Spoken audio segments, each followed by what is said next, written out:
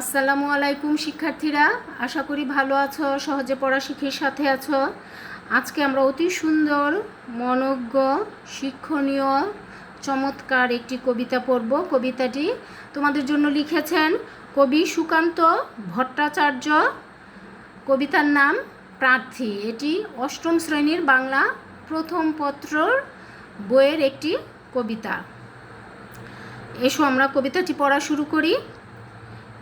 হে সূর্য, শীতের সূর্য, হিম শীতল সুদীর্ঘ রাত, তোমার প্রতীক্ষায় আমরা থাকি। সূর্যকে বলছে যে শীতের সময়ে লেখা কবিতাটা, যে হিম শীতল মানে খুবই ঠান্ডা, কনকনে শীত, সুদীর্ঘ রাত। বিপদের সময় কিন্তু রাত বলো দিন বলো সময় কিন্তু ফুরাতে চায় না, তাই সুদীর্ঘ রাত বলেছে রাতকে। যে এই সুদীর্ঘ রাত তারা কিসের প্রতীক্ষায় থাকে? সূর্যের প্রতীক্ষায় থাকে। কেন থাকে দেখো, যেমন প্রতীক্ষা করে থাকে কৃষকের চঞ্চল চোখ ধান কাটার রোমাঞ্চকর দিনগুলির জন্য। আমাদের দেশের কৃষকেরা রোদে পুড়ে বৃষ্টিতে ভিজে অতি কষ্টে চাষাবাদ করে ফসল ফলায় এবং তা কেটে ঘরে নেয়। এই কাটার সময়ে যদি কনকনে তীব্র শীত থাকে, কুয়াশায় ক্ষেত ভিজে থাকে, মাটি ভেজা থাকে, তাহলে কিন্তু ফসল কাটার খুব কষ্ট হয়। সূর্য যদি ওঠে, রোদ ওঠে, তাহলে এই শিশির কুয়াশা সব মিলিয়ে পরিবেশটা একটু গরম হয়, শীত কমে, কৃষকদের ধান কাটতে তাদের বা ফসল কাটতে তাদের আরাম বোধ হয়। এজন্যই কৃষকরাও প্রতীক্ষা করে থাকে সূর্যের জন্য।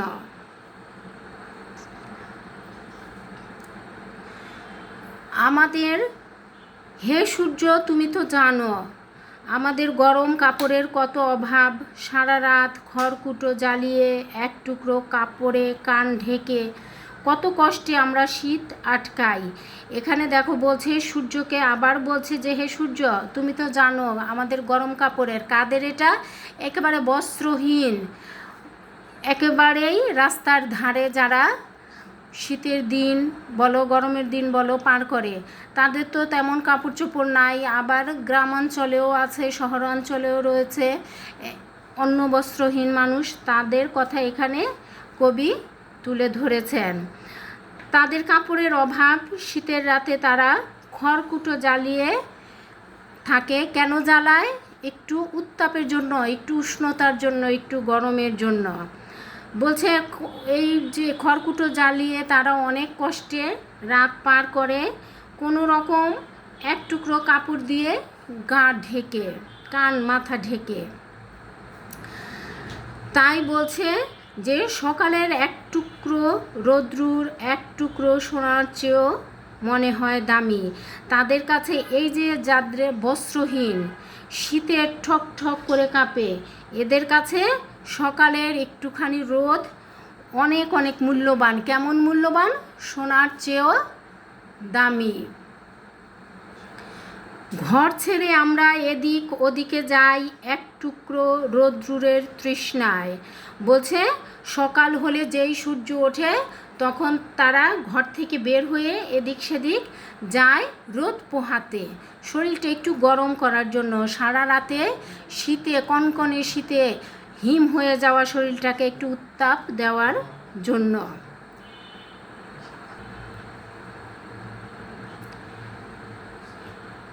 এই জন্য তারা রৌদ্রের তৃষ্ণায় থাকে। মানুষ যেমন পানির পিপাসায় তৃষ্ণায় থাকে, তেমনি এই অবহেলিত বঞ্চিত মানুষরা, যাদের পর্যাপ্ত, তো দূরের কথা সাধারণ জামাকাপড়ও নাই, তারা রৌদ্রের তৃষ্ণায় রাত পার করে। আবার বলছে দেখো সূর্যকে, হে সূর্য, তুমি আমাদের স্যাঁতসেঁতে ভিজে ঘরে উত্তাপ আর আলো দিও। স্যাঁতসেঁতে আর ভিজে কেন ঘর? এদের বেশিরভাগ ঘরই থাকে মাটির তৈরি, আর দেয়ালগুলো দেয়া থাকে বেড়ার, অথবা পাটখড়ির, অথবা খেজুর পাতার, অথবা আমাদের ঢাকা শহরের ফুটপাতে কি দেখা যায়? এগুলো চারদিকে কাপড় দিয়ে ঘেরাও দেওয়া। কাজেই এই ঘরগুলো শীতের কনকনে রাতের বেলা ঠান্ডায় আর কুয়াশায় যেন ভিজে স্যাঁতসেঁতে হয়ে যায়। এই স্যাঁতসেঁতে ঘরে যদি রোদের উত্তাপ পড়ে তাহলে ঘরটা একটু টনটনে হয়ে ওঠে, উষ্ণ হয়ে ওঠে। তাই ঘরকে আলো দিতে, উত্তাপ দিতে বলা হয়েছে। আর উত্তাপ দিও রাস্তার ধারের ওই উলঙ্গ ছেলেটাকে। আর কাকে উত্তাপ দিতে বলা হয়েছে? রাস্তার ধারে যার জামা নাই, কাপড় নাই, ঘর নাই, বাড়ি নাই, বাবা নাই, মা নাই, তাকে একটু উষ্ণতা, উত্তাপ, একটু রোদের ছোঁয়া দিতে বলা হয়েছে। দেখো আবার কি বলেছে কবি, হে সূর্য তুমি আমাদের উত্তাপ দিও, শুনেছি তুমি এক জ্বলন্ত অগ্নিপিণ্ড। সূর্যকে আবার বলছে যে তুমি আমাদের উত্তাপ মানে তাপ দাও তুমি। আমরা তো জানি তুমি একটা জ্বলন্ত আগুনের পিণ্ড বিশেষ। একদিন হয়তো আমরা প্রত্যেকেই এক একটা জ্বলন্ত অগ্নিপিণ্ডে পরিণত হব। বলছে তোমার থেকে, তুমি জ্বলন্ত আগুনের পিণ্ড, তোমার কাছ থেকে তাপ পেয়ে পেয়ে হয়তো একদিন আমরা নিজেরাই একটা জ্বলন্ত পিণ্ড হয়ে যাব।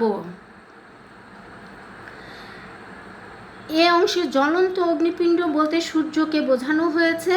সূর্য উদারভাবে তার তাপ ও কিরণ দিয়ে পৃথিবীকে প্রাণবন্ত রাখে।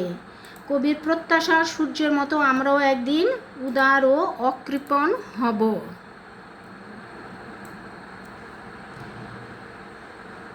তারপর সেই উত্তাপে যখন পূর্বে আমাদের জড়তা, তখন হয়তো গরম কাপড়ে ঢেকে দিতে পারবো রাস্তার ধারের ওই উলঙ্গ ছেলেটাকে।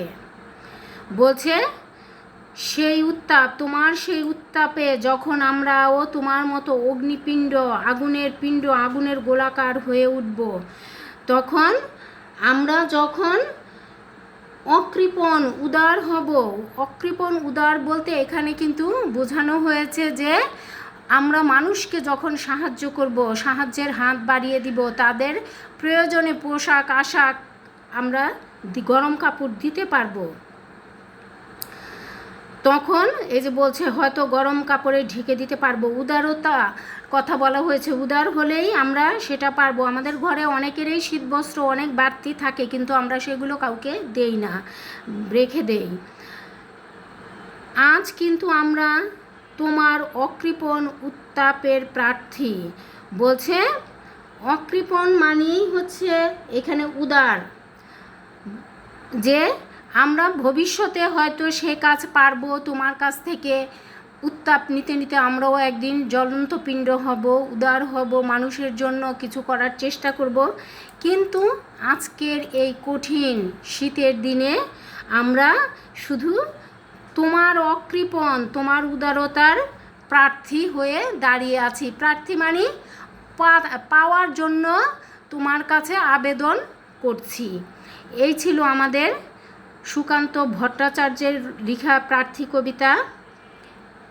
এরপর আমরা শব্দার্থ, কবি পরিচিতি এবং কবিতাটির মূল ভাব পড়ব। শব্দার্থগুলো পড়ে নিব। প্রার্থী অর্থ প্রার্থনাকারী বা আবেদনকারী। হিমশীতল, তুষারের মতো ঠান্ডা। স্যাঁতসেঁতে অর্থ ভেজা ভাবযুক্ত। অগ্নিপিণ্ড, আগুনের গোলা। জড়তা অর্থ জ্বরের ভাব, আড়ষ্টতা, জড়সড় আর কি। অকৃপণ অর্থ কৃপণ নয় এমন উদার। এবার আমরা কবিতাটির পাঠ পরিচিতি পড়ব। প্রশ্নের উত্তর অনেক ক্ষেত্রে কমন না আসলেও কিন্তু পাঠ পরিচিতি জানা থাকলে প্রশ্নের সঠিক উত্তর লেখা যায়। প্রার্থী কবিতাটি সুকান্ত ভট্টাচার্যের ছাড়পত্র কাব্যগ্রন্থ থেকে সংকলিত। আমাদের এই পৃথিবীতে শক্তির মূল উৎস হচ্ছে সূর্য। সূর্য যে তাপ বিকিরণ করে তার সাহায্যে ভূপৃষ্ঠে উদ্ভিদ, জীবজন্তু ও মানুষ জীবন ধারণ করে। প্রচণ্ড শীতে সূর্যের এই উত্তাপের জন্য সারা রাত অপেক্ষা করে বস্ত্রহীন, আশ্রয়হীন, শীতার্ত মানুষ। কবি মানুষের নিচুতলার মানুষের প্রতি গভীর মমতা থেকে সূর্যের কাছে উত্তাপ প্রার্থনা করেছেন। অবহেলিত ও বঞ্চিত শিশুর প্রতি তার অসীম মমতা। কবি এই শিশুদের কল্যাণে সূর্যের অবদান থেকে প্রেরণা নিতে চান। তিনি এমন সমাজ গড়তে চান যেখানে বস্ত্রহীন শীতার্ত মানুষের জীবন থেকে সব দুঃখ চিরতরে ঘুচে যাবে। এই ছিল আমাদের পাঠ পরিচিতি বা মূল ভাব। এবার আমরা কবি পরিচিতিটা একটু পড়ব। কবি পরিচিতি। কবি সুকান্ত ভট্টাচার্য 1926 খ্রিস্টাব্দে কলকাতায় মাতুলালয়ে জন্মগ্রহণ করেন। মাতুলালয় মানে হচ্ছে মায়ের বাড়িতে, মামার বাড়িতে। তার পৈতৃক নিবাস গোপালগঞ্জের কোটালীপাড়ায়। বাবার বাড়ি ছিল, দাদার বাড়ি কোথায়? গোপালগঞ্জের কোটালীপাড়ায়। নিম্ন মধ্যবিত্ত পরিবারের এই সন্তান অল্প বয়সেই শোষিত নিপীড়িত মানুষের মুক্তির আন্দোলনে নিজেকে সম্পৃক্ত করেন। বামপন্থী বিপ্লবী কবি হিসেবে খ্যাতি অর্জন করেন তিনি। বঞ্চনা কাতর মানুষের জীবন যন্ত্রণার চিত্র যেমন তার কবিতায় অঙ্কিত হয়েছে, তেমনি প্রতিবাদ ও বিদ্রোহের সুরও উচ্চারিত হয়েছে। তিনি সেকালের দৈনিক পত্রিকা স্বাধীনতার কিশোর সভা অংশের প্রতিষ্ঠাতা সম্পাদক ছিলেন। আমৃত্যু তিনি এ দায়িত্ব পালন করেন। মানে সারা জীবনই তিনি এই প্রতিষ্ঠানের দায়িত্ব পালন করে গেছেন। তার কবিতায় মানব মুক্তির জয়গান বলিষ্ঠভাবে উচ্চারিত হয়েছে। তার রচিত কাব্যগ্রন্থের নাম ছাড়পত্র, ঘুম নেই, পূর্বাভাস, অভিযান, হরতাল ও গীতিগুচ্ছ। সুকান্ত ভট্টাচার্য 1947 খ্রিস্টাব্দে মাত্র 21 বছর বয়সে যক্ষ্মায় আক্রান্ত হয়ে কলকাতায় মৃত্যুবরণ করেন। শেষ করছি আজকের ক্লাস। সবাই ভালো থেকো, সুস্থ থেকো। সহজে পড়া শিখিকে সাবস্ক্রাইব করো, লাইক দিও, বন্ধুদের মাঝে শেয়ার করো এবং বেশি বেশি পড়াশোনা করো। পড়াশোনার বিকল্প নাই। যে যত পড়বে সে তত বেশি জানবে, সে তত ভালো পরীক্ষার খাতায় লিখতে পারবে, নিজের উন্নতি হবে। ধন্যবাদ সবাইকে। আসসালামু আলাইকুম।